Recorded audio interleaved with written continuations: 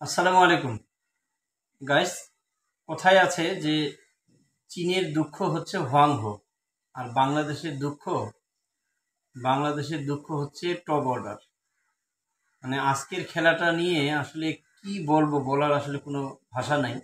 খেলায় হার জিত থাকবে, এটা কমন একটি ব্যাপার। এটা নিয়ে আসলে কিছু বলার থাকে না, কিন্তু সেখানে যদি অনেকগুলো কিন্তু থাকে তো আসলে সেখানে কথা বলতেই হয়। একটা জিনিস দেখেন, বাংলাদেশের টপ অর্ডার ব্যাটসম্যান, ভালো ভালো যারা স্বীকৃত ব্যাটসম্যান, তারা যখন ধারাবাহিকভাবে সবাই ব্যর্থ হলো, সাকিব আল হাসান, তাওহিদ হৃদয়, তানজিদ তামিম, এরা সবাই যখন ধারাবাহিকভাবে ব্যর্থ হলো, তখন কিন্তু লিটন দাস ম্যাচটাকে আগলে রেখেছে এবং ইনিংসটাকে কিন্তু লিটন দাস শেষ পর্যন্ত নিয়ে গিয়েছে এবং অপরাজিত থেকেছে। এই জন্য আসলে লিটন দাস কিন্তু বাহবা পাওয়ার যোগ্য, কিন্তু তিনি আজকের ম্যাচটিতে কিন্তু আসলে নায়ক বনে যেতে পারতেন, নায়ক হতে পারতেন, কিন্তু ফাইনালি তিনি নায়ক হতে পারেননি। উপরন্তু বলতে গেলে বলতে হয় যে তিনি আসলে এক প্রকার আজকের ম্যাচের একজন খলনায়ক। কারণ কি? কারণটি খুবই স্পষ্ট। সে একজন ওয়েল সেটেলড ব্যাটসম্যান, সে একজন সেট ব্যাটসম্যান, শেষ পর্যন্ত টিকে রইল। তো এই অবস্থায় যখন তাসকিন শেষে যখন দুইটি উইকেট ছিল, তাসকিন এবং মুস্তাফিজুর রহমান, তো স্বাভাবিকভাবে তো সবারই তাদের মানে লিটন দাসের ভালোভাবে জানার কথা যে এই দুজন আসলে মানে এই অবস্থায়, ম্যাচের এই অবস্থায় যে কোনো শিক্ষিত ব্যাটসম্যানের পক্ষেও কিন্তু নতুন অবস্থায় সেট হওয়া অনেকটা টাফ। তো সেখানে এই দুজন হচ্ছে বোলার, তারা শিক্ষিত কোনো ব্যাটসম্যান নন। বিশেষ করে মোস্তাফিজ তো মানে খালি ব্যাট নিয়ে দাঁড়িয়ে থাকাটাই তার পক্ষে অনেক কষ্টকর, আউট হয়ে যায়।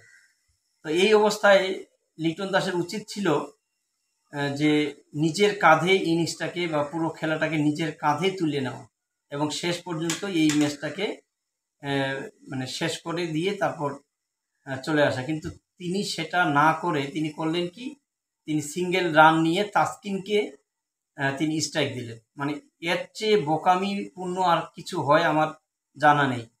সাধারণত এই ধরনের ম্যাচগুলোতে দেখা গিয়েছে গোটা বিশ্বেই, মানে যে দেশের খেলা হোক না কেন, সবাই যেটা করে যে শিক্ষিত একজন ওয়েল সেটেড বা সেট একজন ব্যাটসম্যান থাকলে সে সাধারণত শেষ পর্যন্ত শেষের এই ধরনের ভাইটাল মোমেন্টগুলোতে সে কিন্তু নিজের কাঁধে ম্যাচটাকে নিয়ে নেয় এবং সে নিজে স্ট্রাইক নেয় এবং স্ট্রাইক নেওয়ার চেষ্টাটা করে।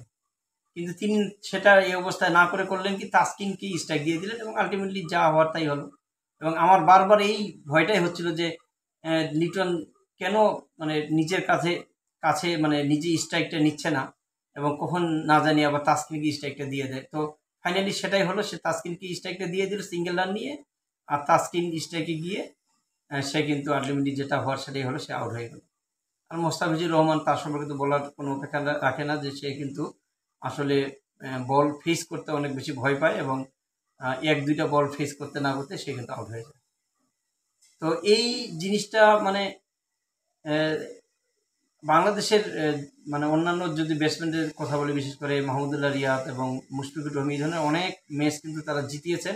দেখা গিয়েছে যে নন স্ট্রাইক প্রান্তে তিনি যিনি বোলার তাকে বারবার দিয়েছেন এবং তিনি বারবার নিজের কাঁধে কিন্তু ইনিংসটা তুলে নিয়েছেন এবং স্ট্রাইকটা নিয়েছেন এবং ফাইনালি ম্যাচ জিতিয়ে তারপর কিন্তু মাঠ ছেড়েছে। তো এই ধরনের আজকের ম্যাচটা কিন্তু হওয়ার মানে সম্ভাবনা ছিল এবং ফাইনালি লিটন দাস কিন্তু নায়ক বনে যাওয়ার একটা চান্স ছিল, কিন্তু আলটিমেটলি মানে যেটা হলো সেটা একেবারে খুবই বাজে একটা ঘটনা ঘটলো।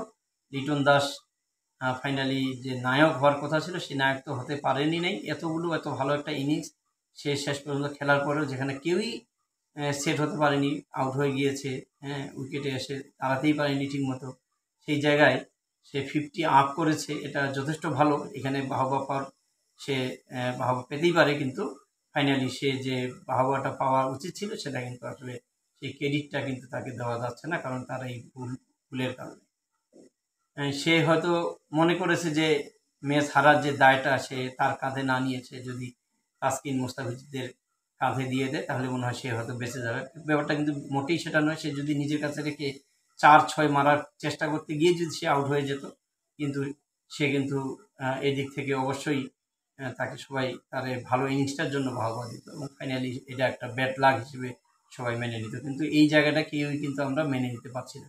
তো এইভাবে আসলে আর কত ম্যাচ বাংলাদেশকে হারতে হবে, বিশেষ করে আফগানিস্তানের মতো একটা টিমের কাছে আমাদেরকে এইভাবে লজ্জাজনকভাবে হারতে হবে, এটা খুবই দুঃখজনক। এখন স্বাভাবিকভাবে একটা প্রশ্ন এসে যায়, জুলাই এবং আগস্টে বাংলাদেশ এবং আফগানিস্তানের যে দ্বিপাক্ষিক সিরিজ আছে সেখানে কিন্তু আগস্টের দিকে বাংলাদেশের 3টি টি-20 ম্যাচের সিরিজ, টি-20 ম্যাচ আছে আফগানিস্তানের সাথে। তো এই ধরনের যদি টি-20তে পারফরমেন্স হয় তাহলে অবশ্যই এটা আগে থেকে বলে দেওয়া যায় যে বাংলাদেশ সেই 3টি ম্যাচে কিন্তু একেবারেই হোয়াইট ওয়াশ হবে, এতে কোনো সন্দেহ নাই। বাংলাদেশের যারা টিম অপারেশনসের দায়িত্বে রয়েছেন বা ম্যানেজমেন্টের দায়িত্বে রয়েছেন বা কোচ, তারা আসলে কিভাবে কোচিং করছেন জানি না। টি-20 ম্যাচ ধুমধারাক্কা মাইডের ম্যাচ, এটাই এই ম্যাচের হলো নর্মাল ফেনোমেনা, কিন্তু বাংলাদেশ অনেক বেশি ডিফেন্সিভ হয়ে যাচ্ছে টি-20তে গিয়ে। উইকেট মনে হয় খারাপ, প্রতিপক্ষ দলের বলাররা তো অনেক ভয়াবহ, তাদেরকে একটু ভালোভাবে দেখে শুনে খেলতে হবে, একটু ডিফেন্সিভ হতে হবে, আর এই ডিফেন্সিভ হতে গিয়েই তারা কিন্তু আউট হয়ে যাচ্ছে। আজকেও কিন্তু তার ব্যতিক্রম ঘটেনি। তো টি-20 ম্যাচে ধুমধারাক্কা মাইডের খেলা 2-1 সফল হবে, বাকিরা সবাই মোটামুটি 8-10, 2-3 এইভাবে রান করে আউট হবে, এটাই স্বাভাবিক। এবং এই 2-1 যে সফল হবে, এই 2-1ই কিন্তু জয়ের যে ভিত সেটা কিন্তু তৈরি করে দিয়ে যাবে। এটাই হচ্ছে টি-20 ম্যাচ এবং এইভাবেই আসলে এই ম্যাচটি খেলতে হয়। বাংলাদেশ কেন জানি এটা বুঝতে পারছে না, এবং বাংলাদেশের যারা কোচ তারাও প্লেয়ারদেরকে কেন জানি এটা বুঝাইতেই পারতেছে না। টপ অর্ডারের ব্যাটসম্যান তারাও গিয়ে ডিফেন্সিভ খেলছে এবং অনেক বেশি ডিফেন্সিভ খেলতে গিয়ে তারা কিন্তু উইকেট বিলীন করে দিয়ে আসতেছে। তো খুবই খারাপ, খুবই দুঃখজনক। গতকালকে আমরা ইন্ডিয়া এবং অস্ট্রেলিয়ার যে ম্যাচটা দেখেছি, কি সুন্দর একটি ম্যাচ। আলটিমেটলি অস্ট্রেলিয়া শেষ পর্যন্ত হেরেছে, কিন্তু তারা যে প্রথম অবস্থায় যে খেলাটা খেলেছে সেটা দৃষ্টিনন্দন ছিল, অত্যন্ত ভালো ছিল, খুবই উপভোগ্য ছিল এবং একবারের জন্য মনে হয় নাই যে অস্ট্রেলিয়া ম্যাচটা হেরে যেতে পারে। ফাইনালি হার জিত আছে এবং হেরে গিয়েছে, সেটা অন্য কথা, কিন্তু তাদের যে ইনিংসটা ছিল একেবারেই খুবই চমকপ্রদ এবং দৃষ্টিনন্দন একটা ইনিংস কিন্তু তাদের ছিল, দেখার মতো তারা কিন্তু খেলা উপহার দিতে পেরেছে। তো গাইস, এই যে দুঃখ, এই দুঃখ ভারাক্রান্ত হৃদয় নিয়ে আসলে আমাদেরকে বারবার এইভাবে আসতে হয়, ভিডিওতে কথা বলতে হয় এবং বাংলাদেশের যে মানে ব্যাড লাক বলা যাবে না, মানে এটা আসলে নিজ হাতে মানে গড়া যে ভাগ্য, সেই ভাগ্য নিয়ে কিন্তু আমাদেরকে হয়তো আর কতদিন মানে এই আফসোসগুলো করতে হবে জানি না। তো আশা করি আগামীতে ভালো কিছু পরিবর্তন হবে ইনশাআল্লাহ, এবং বাংলাদেশের প্লেয়াররা তারা বুঝতে পারবেন যে আসলে টি-20 ম্যাচ, টি-20-র যে মেজাজ, সেই মেজাজ নিয়ে খেলতে হবে। তো গাইস, দেখা হবে পরবর্তী ভিডিওতে। আজকের ভিডিওটি এ পর্যন্তই। আসসালামু